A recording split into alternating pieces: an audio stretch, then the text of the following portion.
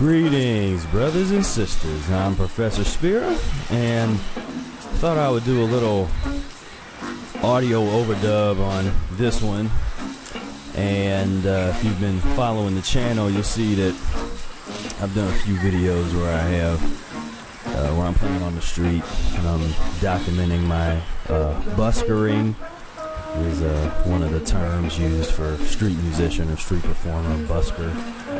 And this is an effort of mine to try and show a bit more about kind of what I'm about, what I do on a daily basis. I've never been one to be really incredibly open about just kind of real super personal things and stuff. And when I first taught college and sort of assumed the role of a professor, that kind of fit well for me, because there's a certain kind of interaction and professional relationship that you have, but oftentimes people respond really well to a bit more personal things. And for me, music is about as personal as it really gets, because it's right, it's out there. It's, what you play is it's coming through you, and it's like sometimes as an artist you have, it's like, in order to perform and play on a certain level, you have to sort of allow for a certain level of sensitivity to emerge. But at the same time, I think a lot of artists, they get overly aggressive or have this kind of like tough guys type of thing, at least for males and stuff. I think it's because of that element of what you have to do to open yourself up and really truly get in touch with this inner sensitivity and this dynamic within yourself. If you're a male, that doesn't necessarily translate well to the social norms, where you're supposed to be all hard and rough and tumble and all that kind of stuff. And a lot of the musicians I've studied exemplify that dynamic, where I'm a huge fan of Miles Davis, and he really kind of exemplifies that. From a lot of people that knew him personally will say that he would kind of have this exterior that would sometimes make people nervous and this kind of thing. Like I said, if he didn't like you, then he didn't like you, and kind of thing. And sometimes he was hard on people. But at the same time, he was, if you saw that tender side of him and you listen to his music, you hear that. It's kind of this tender and this really almost overly sensitive side, to the point where you create this just unconsciously or subconsciously or whatever, you end up creating this exterior that's almost to compensate for how sensitive you are. And it becomes this almost a protection kind of mechanism out here. But anyway, not sure where all that came from, but what I thought I would try to do in this video is just talk while we're watching some of this footage. There's a real interesting story that kind of goes along with what I'm doing here. And you see, up right now, I'm just turned on the Step in the Name of Love song, which I found really does well. I mean, you'll notice that the street playing is different from if I'm like doing a concert on a stage. On the stage, it's just a different dynamic. It's a different context. On the street, sometimes you want to hit a melody, or you want to find a groove, and you wear it out because people are passing by, and they're not.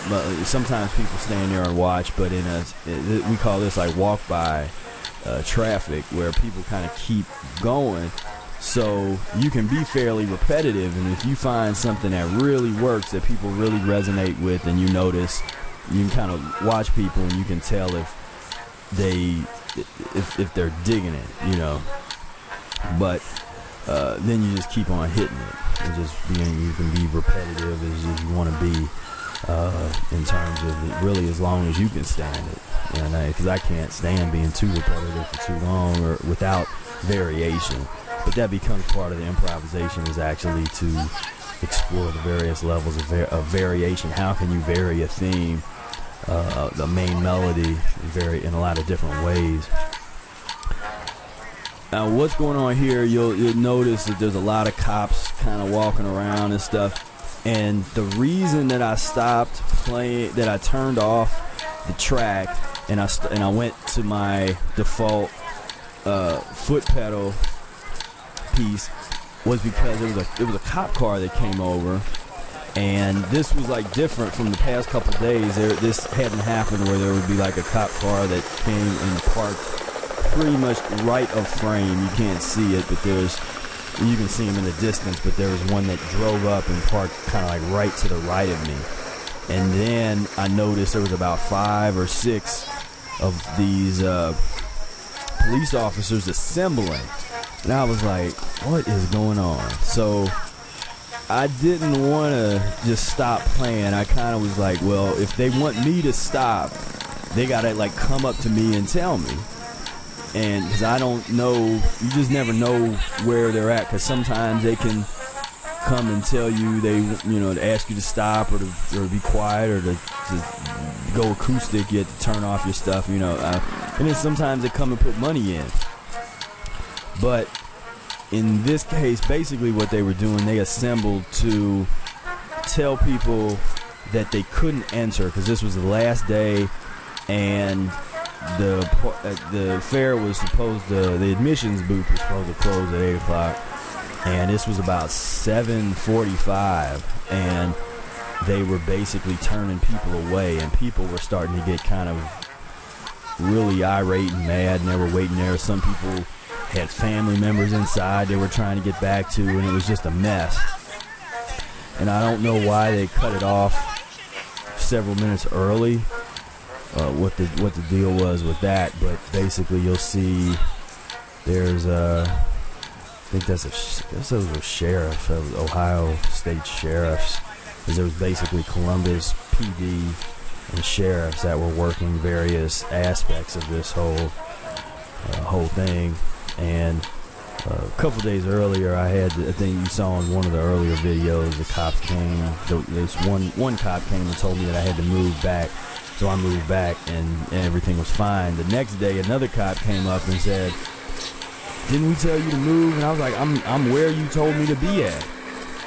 And he was trying to get me to move to this other corner that was even further away, where there was nobody walking. I was like, well, that wouldn't even make any sense. I was like, look, I've been here the past 2 days and haven't had any problems. And then he was like, oh, okay, well, if they said you can be here, then that's fine.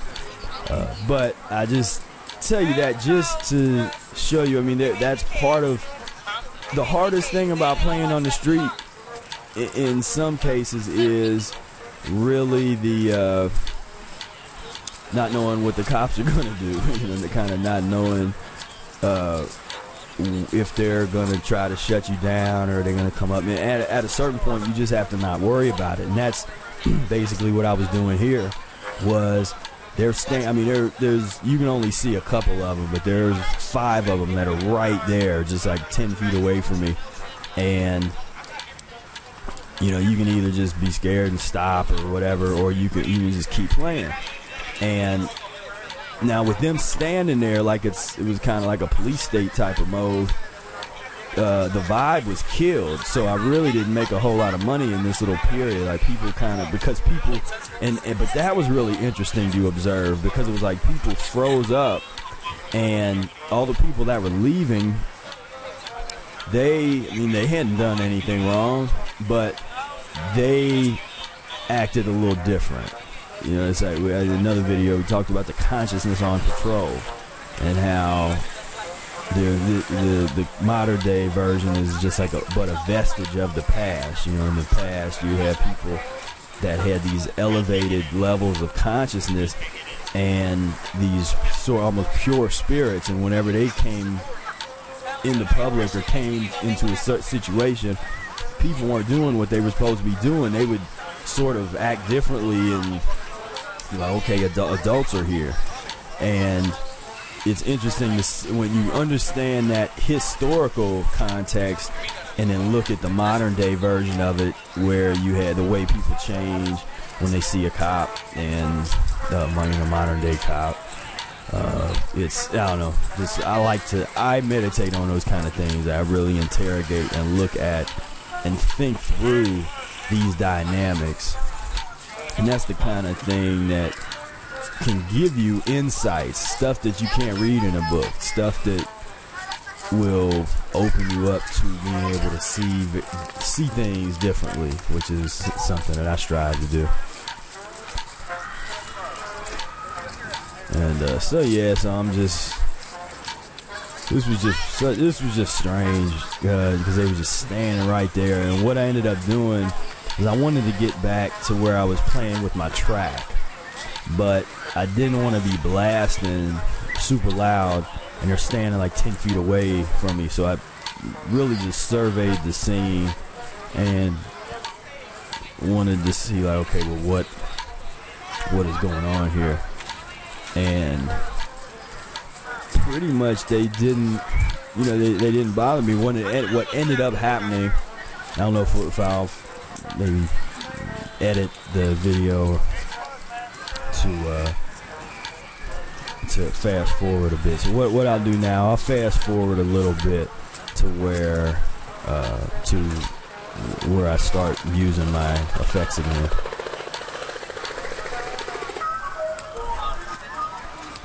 Alright, we're back, and I fast forwarded to this section where the cops are still there, and they're starting to, you see in the bottom left, there's this woman that's almost about to get arrested. She doesn't, but she's really getting this cop angry. She's angry, and it's just, they're going at it, and I just observe these things. I mean, this is the kind of observation I'm always observing. I'm always analyzing, and it's something that it's kind of a blessing and a curse. I notice a lot of other people don't have that curse, where the only time I guess I'm not analyzing if I'm deep in a real deep in a musical kind of mode. It's the thing that actually I just ran into something that would be hard to explain, because even when I'm playing and I get into that mode where I talked about in another video where I'm not thinking about the past, I'm not thinking about the present, but there's this omnipresence of awareness that is there. So things that happen in front of me, I know it's almost like they're recorded, like in the way that I recorded this video, it's recorded with my consciousness in my eyes, and it becomes a part of my being's consciousness. I mean, I don't know how else to say it. That's where it's not abstract, because it's an interesting experience. But because everything is so much, it's heightened when you're really tapped into that vibration of making art, music, or whatever. It's like this heightened state of being. And so even though I'm not thinking and I'm not in that mode, I'm still absorbing. That would be a good word. I'm absorbing everything that's going on around me. And even when I'm not in that mode, I'm pretty much like that. I mean, I analyze everything. Part of what I do in school and pursuing a PhD in ethnomusicology is like anthropology, and a lot of that stuff I've done since I was very young. I always enjoyed analyzing people and social situations, and sometime I'll tell a little more story of why I think I did that. There's certain, the way I grew up kind of lent itself to me feeling the need to really analyze social things and culture and that kind of thing in order for me to thrive, because I was so I did not understand the way things were, and I didn't know enough to not accept it yet. See, now I don't really accept a lot of things, or I have the autonomy to live a life that is outside of certain norms, social norms, and I can create my own world. When I was young, I was trying to figure everything out, and I knew that I felt like I didn't belong here in this world. And then the more I started to, when I got older, I was like, well, it's not that I don't belong here. The earth, this is mine. I do belong here. It's that these social constructs that are around me are diametrically opposed to who I am fundamentally as a being, and the person that I was trying to be so that I could fit into this culture and into this society was not who I really was. And so for a certain period of time when I was still eating the mucus, I was able to play that role. But as I got definitely further into the diet, those things sort of fell by the wayside. But from a young age, and wanting to try to figure out why I didn't fit in society, I just really started analyzing everything, as I understand, like, how do people make friends, and why do people make friends? So a lot of people they take friends for granted. They take just the construct of a friend, the construct of a mother and a father and a intermediate family or an extended family. I mean, people take all of these social dynamics for granted, and I never did. I always analyzed them because I knew that I didn't understand. Like, why do I have a certain connection with a loved one that I don't have to other people? I mean, that's a great question. I mean, that's still a great question that I like, that I think should be discussed and analyzed by everybody. But of course, then people feel like they're in class. If you start getting into these kind of conversations, because I can talk about this kind of stuff all day, but I find that sometimes if you talk about it too long, people get turned off because they feel like they're in a sociology class or anthropology or something. So I won't get too deep into it. So about now, so the cops started to move back a little bit, and so that sort of freed up the vibe a little bit. And people because they weren't kind of up there in that hardcore, and that's what I figured they would do. I figured they would kind of chill a little bit, and at some point one of them is going to come up and put some money in my thing. I think about 3 of them came up and put money in my thing, and I think they put a nice amount. Because I think they might have collected, they kind of talked amongst themselves and put some money in. So it's interesting. It's just it is interesting stuff. So this is just a little glimpse into where my head is at, and when I do these kind of things, and the kind of analyzation. If anybody that has liked my writings and sort of my original approach and fresh voice on these subjects, it comes from being very aware, being awake, and here comes the cop coming up, creeping up, and you never know if they're gonna. It's like I at this point I didn't know if he was gonna tell me to stop playing or what, and they came up. And here is this the dude, and maybe they won't do it yet. I mean, obviously my phone's not working. I don't know why it's not working. Oh, okay. This might not be. This is just where they come up to talk to the people. This wasn't yet. But yeah, but when a couple times when they came up like that, I didn't know if what they were gonna do. If they were gonna try to tell me to stop playing, or it ended up putting money in, which was just interesting. And I've had a lot of them that have talked to me that said that they really like my music and they like what I'm doing, and you know, they respect what I'm doing and stuff, and so that's cool.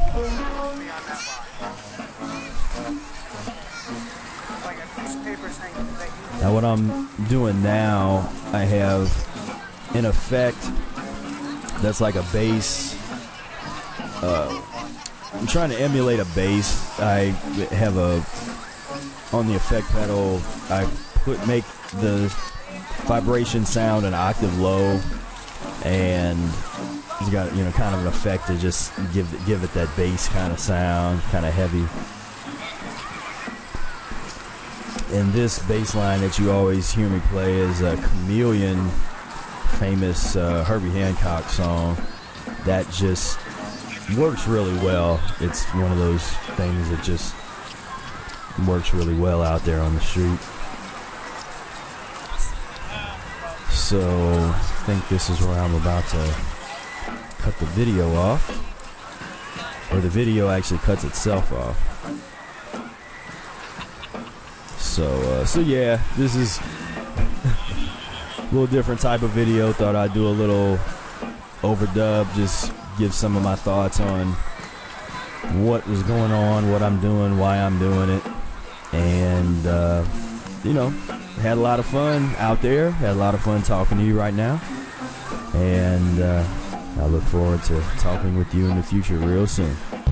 Peace, love, and breath.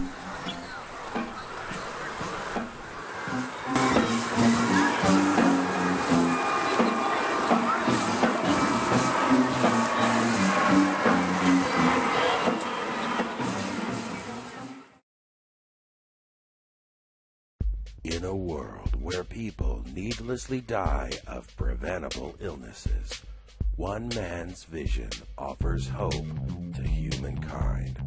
Order Professor Arnold Ehret's annotated, revised, and edited Mucusless Diet Healing System today.